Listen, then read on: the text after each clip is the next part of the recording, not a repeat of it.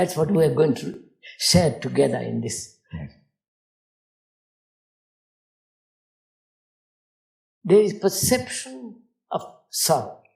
Of sorrow. Sorrow. Let's take that. My son, my brother, my father dies. What takes place generally is I escape from it. Because I can't face this sense of tremendous danger, of loneliness, of despair. So I escape. Escape in ideology, in concepts, in dozen ways. Now, to perceive the escape, just to perceive, not check it, not control it, not say I mustn't perceive, just to be aware, choiceless again, to aware that you are escaping. Then the escape stops. The momentum of escape is a wastage of energy. You've stopped that energy. Not you have stopped. Perception has ended the wastage. Therefore you have more energy. There is more energy. Then, when there is no escape, then you are faced with the fact of what is. That is, you have lost somebody. Death, loneliness, despair. That is exactly what is. There, again, a perception of what is. The fact is, I've lost somebody. That's a fact. Burnt, gone. And if it is something gone, finally gone. And I feel tremendously lonely. That's a fact. Lonely, without any sense of relationship, without a sense of any security. I'm completely at the end. Many people speak of this as saying, I am empty now. Yeah, empty. And there is an awareness of this emptiness, of this loneliness, of this despair. I say, when you don't escape, you conserve the energy. Now, there is this conservation of energy when I'm facing the fear of my loneliness. I meet it. You are aware of it. There is an awareness of this fear of loneliness. And now we are examining the state of the mind that has lost. Yes, we're trying to understand. And the mind that it says, I've lost everything. I'm really in a desperate sorrow. Right? And there is fear. See that fear. Don't run away, don't escape, don't try to smother it by courage and all the rest of it. See that fear. Be choicelessly aware of that fear. Then, in that awareness, fear disappears. It does disappear. Then you have now greater energy. Yes, and we've all experienced that. How seeing fear disarms fear. Yes. Next, what is there? Why is there sorrow? What is sorrow? Self-pity. Well, when it's associated with anxiety or fear, then we will have to call it self-pity. Self-pity. What does that mean, self-pity? You see, that means me is more important than the person who's dead. And so you didn't give your undivided attention to I that never person. loved that man. Precisely. My child, never loved that child. Yes. I never loved my wife or husband, sister. It is there I discover in this state of awareness, there is the discovery that love never existed. Or in the discovery of a sorrow which is associated with grief or with separation or with fear, there's the discovery that love has been horribly limited. And not like if I didn't have all, it, I couldn't have it. Yes. Love means something entirely different. So now I've got tremendous energy. Before I said, not escape, no fear, this sense of self-pity, concern about myself, my anxieties. So there is this, out of this sense of sorrow, there is this bubbling energy, which is really love.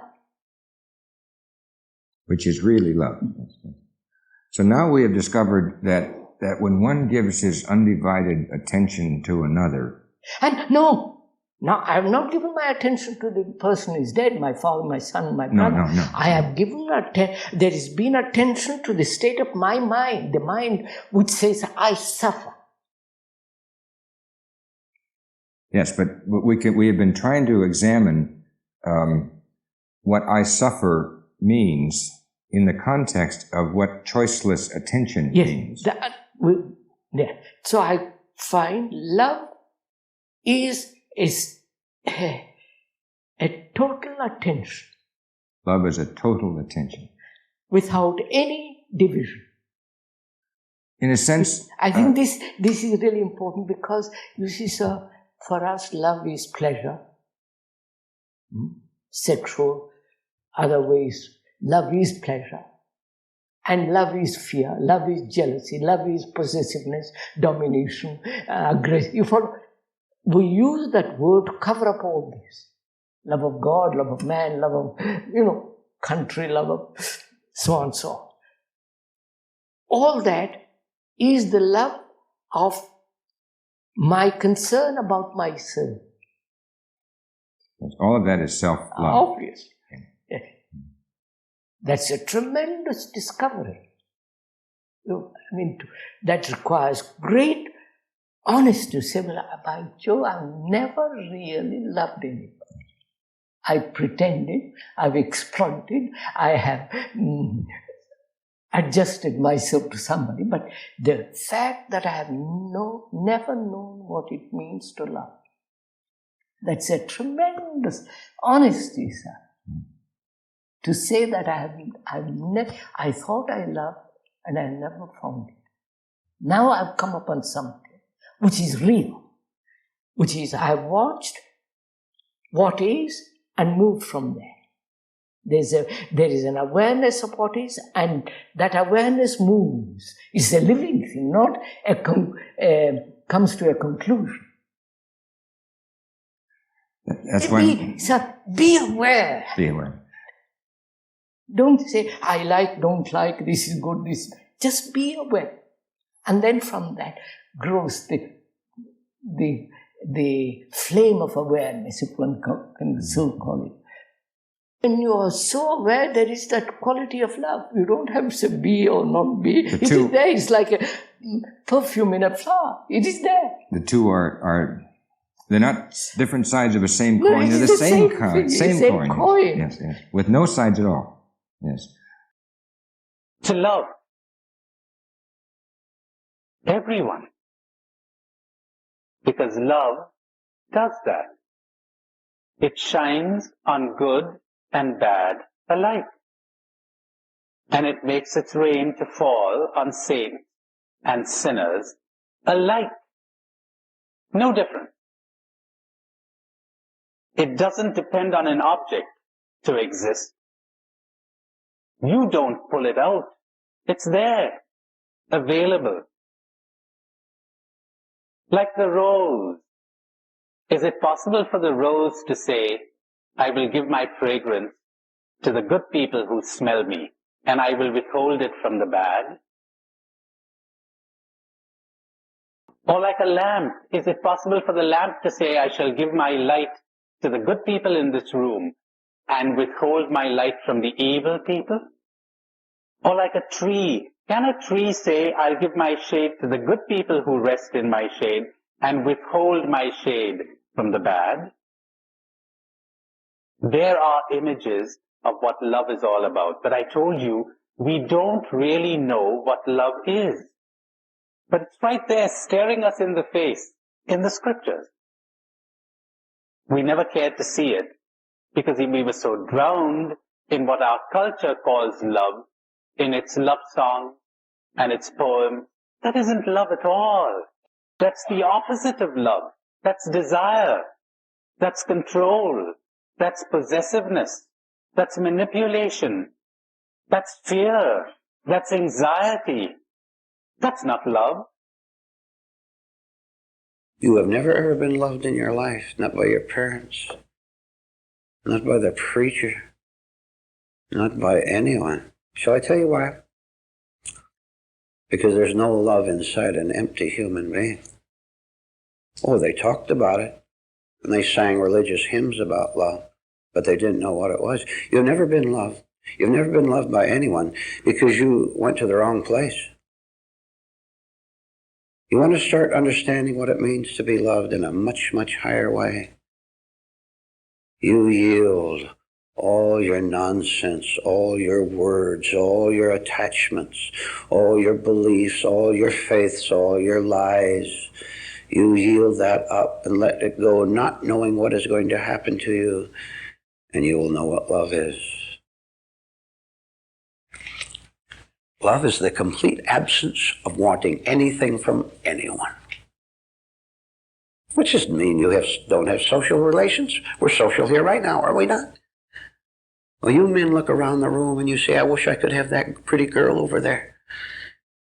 You women look around, you wish you could have a pretty dress like that. Look what you're doing.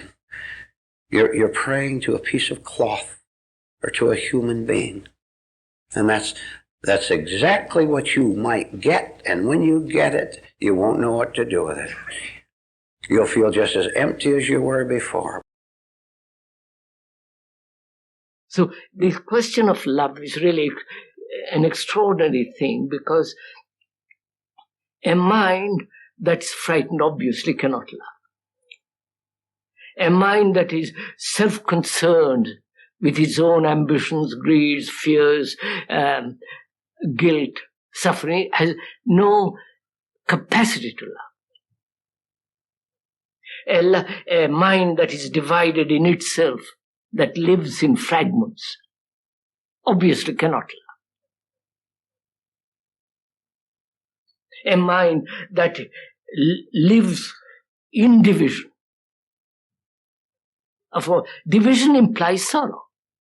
That is the root cause of sorrow, division. Between you and me, between me and they, or we and they.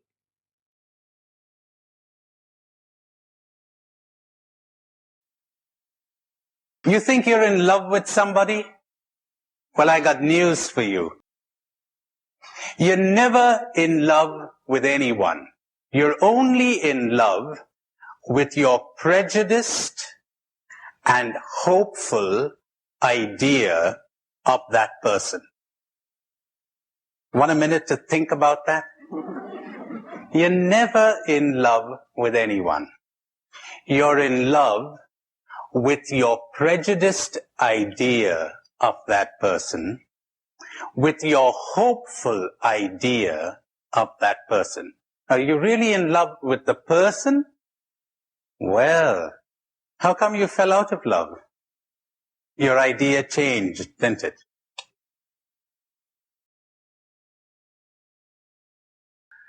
And you have nothing to love at all.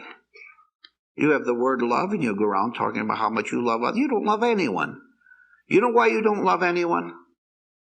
Because you don't love truth. What incredible nerve you have to say you love your children, you love your wife or husband, you love your parents, you love all mankind. What incredible nerve you have to make that statement when you have the slightest idea of what love is. You have the word, and you take the word as being the thing, and you repeat the word. This is called hypocrisy. And a hypocrite, of course, is punished by his own hypocrisy, living in hell. And then look at the demands you put on people to love you as if there is someone there to love, which there isn't. See, wait, let's get it clear. We said intelligence is born out of compassion and love. That intelligence operates when the brain is quiet. Yes. Does it require operate through attention? Of course. Yes. So attention seems to be the contact. Attention. Is the contact. Attention, as we said too, attention can only be when the self is not. Yes. All right. Now, you say that the love and compassion are sort of the ground far, and out of this comes intelligence. The intelligence through attention. Yeah. Functions through the brain. And this intelligence, so let's say there are two questions. One is the nature of this intelligence, and the second is what does it do to the brain, you see? Yes. So let's see. That is, we must again approach it negatively. Love is not jealousy and all that. Love is not personal. But it can be personal. Well, then it's not what you're talking about. Yes. Love is not my country, your country, my God, I love my God. No, it's not that. Well, if it's from a universal mind. That's why I say love is something, it has no relationship to thought. Yes, and to particular, it does not start in the particular brain, right? Originate in the particular brain. Right? It's not my love. Yes. When there is that love, out of that there is compassion and there is intelligence. It is not from lack of religion in the ordinary sense of the word that the world is suffering, and you know that. It is from lack of love, lack of awareness. And love is generated through awareness. No other way. No other way. When the heart is unobstructed, the result is love. When the mind is unobstructed, the result is wisdom. Understand the obstruction and it will drop. Understand the obstacles you are putting to the way of love and freedom and happiness, and they will drop. Turn on the light of awareness, and the darkness will disappear. Happiness is not something you acquire. Love is not something that you produce. Love is not something that you have. Love is something that has you. You do not have the wind and the stars and the rain. You don't possess these things. You surrender. And surrender occurs when you are aware of your illusions, when you are aware of your addictions, when you are aware of your desires and fears. And so I told you this morning, first, psychological insight. That's a great help. Not, as I will tell you at the end of this lecture, not analysis. Analysis is paralysis. And I'll explain that to you. Insight isn't necessarily analysis. Without understanding the nature of sorrow, love cannot be.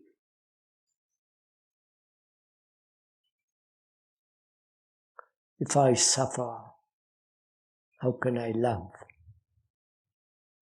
I know the tradition is that suffering is part of love.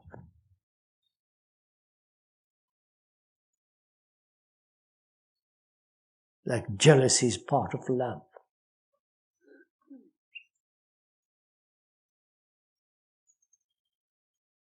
Jealousy is not love, nor hate, nor ambition, nor trying to become somebody psychologically in the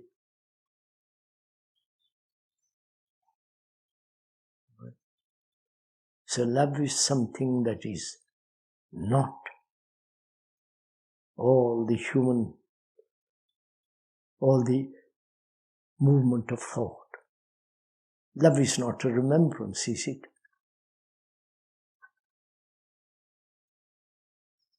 Ask, please. We are asking that question each other.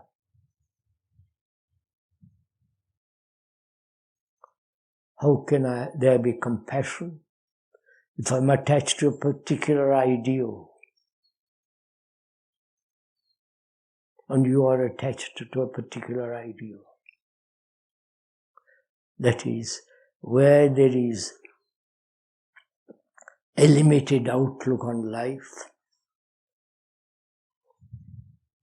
not one's particular life, but life, the life in nature, all the loveliness of nature, from the tiniest thing to the great elephant and to the tiger.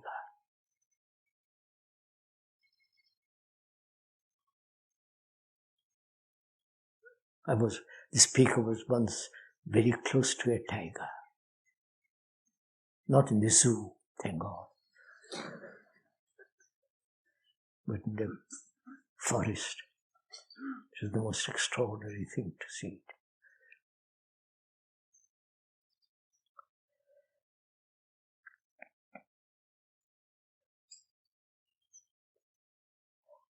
Where there is love, the self is not. Understand? Pity is not love.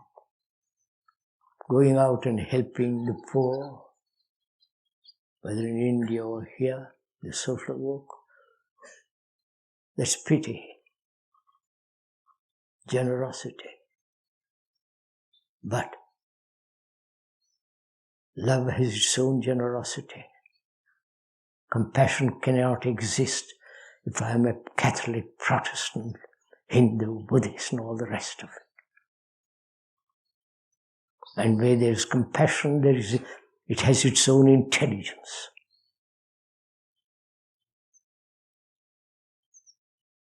What is love in the present day world? Actual. How I feel. How you feel? Pleasure, sex, sensation. I love champagne. I love God. I love this, all the rest of it. Jealousy, anxiety, fear is involved in what we call love. Surely pleasure and desire and pursuit of desire and a mind that's frightened is not love. So, can a human being living daily free himself from all that? If he can't, there is no love. He may talk about it, he may write endlessly novels about love, boy meeting a girl, and marvelous scenes and conversations and dialogues, but that's not love. There was once a country called Lovesongylvania. And in this country of Lovesongylvania, everyone was engaged in writing love songs, composing love songs, publishing love songs, exporting them. But most of all, everyone in Lovesongylvania went around singing love songs to each other.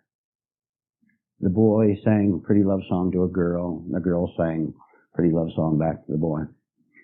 And this was their whole life, singing about love. One day, one citizen of Lovesongylvania was walking down the business district of town, down the sidewalk, and he was in a very sad, depressed mood. And the reason he was in a sad mood is because a couple of months before, he'd broken up with his girlfriend. And because he didn't come to this class, as he walked down the sidewalk, the imaginary pictures of the beautiful romance he'd had with this girl went through his mind over and over, and every time it did, it made him more sad than before. And he remembered how they sat in the moonlight and sang love songs to each other and vowed eternal devotion and all the rest of it. And now that was no more. So in this sad mood, he walked down the street and reflected upon the folly of Love Song Ovania. How everyone talked about love, how they told each other that they cared, and no one really did. And he saw that how much fakery there was in human relations, especially when they talked about caring for each other. So his state as he walked down the sidewalk was a combination of sadness, of regret, and of wondering what life was really all about if it wasn't all about the principles of Love Song Ovania, which was to sing love songs to each other.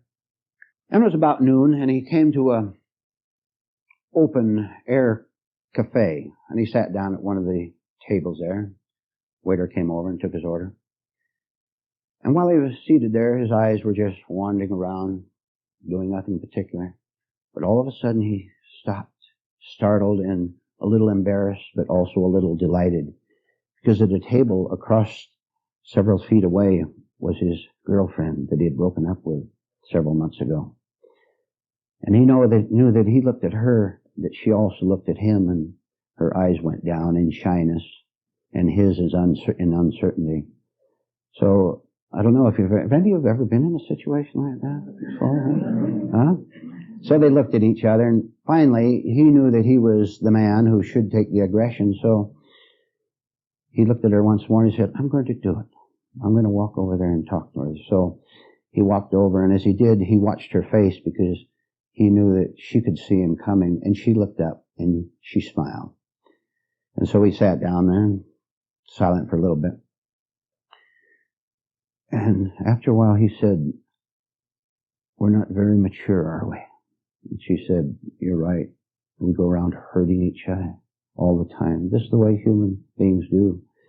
And so they relaxed a little bit and talked easily, and they both agreed that they were immature themselves. And one of the principal contributors to their immaturity and to their lack of real concern for each other was the love songs of Love Song Ovania. They believed in mere words.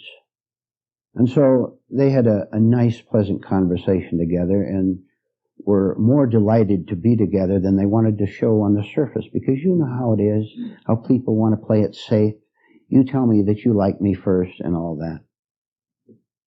But inwardly, they liked each other and communicated that to each other. Finally, the man looked at his watch and he said, I'm awful sorry, but I have an appointment that I have to keep. But would you like to walk down the street with me toward my appointment? And she very eagerly said, yes, I would.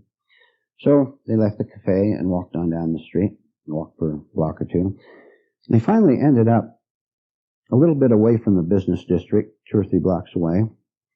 And they came to a new building there, and both of them at once noticed that there was another list in the window. And they thought at first that it might have been the love song list, but after looking a little closer, they saw it wasn't. So they said, what's that? Let's go over and look at it. So they went over, and there was another list on the window, and the other list had at its top, it said, how to cure yourself of the love songs of Love Song Ovania. And they both stood there, and they read that list, which I will now read to you. Here's what they read. Realize that using the word love does not make you loving any more than calling yourself a lump of sugar makes you one. Talking is 1,000 times easier than pondering, which is why the talkers overwhelm the earth. Free yourself of the tyranny of believing in mere words. There's nothing wrong with nothing happening in your life. See this and something worthwhile will happen. You are definitely worried about something when it returns repeatedly to your mind. You are not worried about something when you suddenly remember that you have not been thinking about it. Knowing that you are lost is exactly the same thing as sensing the way back home. Spiritual facts always sound harmonious. You just have untuned ears. Only a clear understanding of time thinking can free you from its folly. For example, an ambitious man can think about acquiring earthly power, but he cannot think about finally losing it. Count the number of enemies you have outside, and that is the same number of enemies you have inside. In a true man, spirit is the king and thought is the obedient servant. In a false man, thought is the king and the spirit is considered an enemy. The higher power does not need your aid. End your vanity. The higher power seeks to tell you to stop trying to help both it and yourself, for this enables it to help you. Thinking produces noisy and wrong action. Seeing allows silent and right action. Did it ever occur to you that your inner kingdom is a sacred place? Now, what is the right attitude to have toward a sacred place? When faced, a harmful fact can be changed, but you can do nothing with a suppressed delusion but suffer from it. Interpretation blocks reception while masquerading as reception. Rightness does not need interpretation. It requires simple acceptance and nothing else.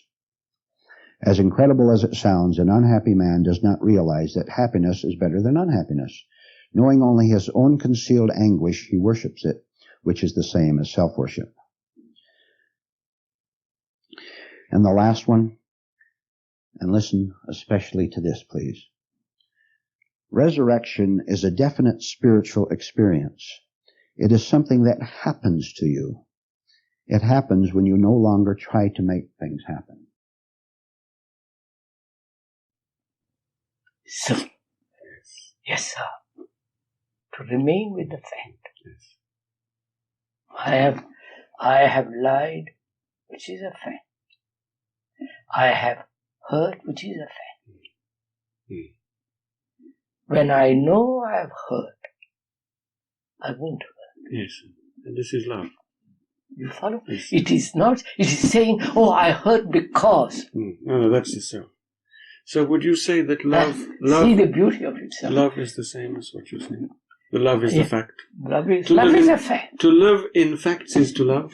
So when you are nothing, you are nothing.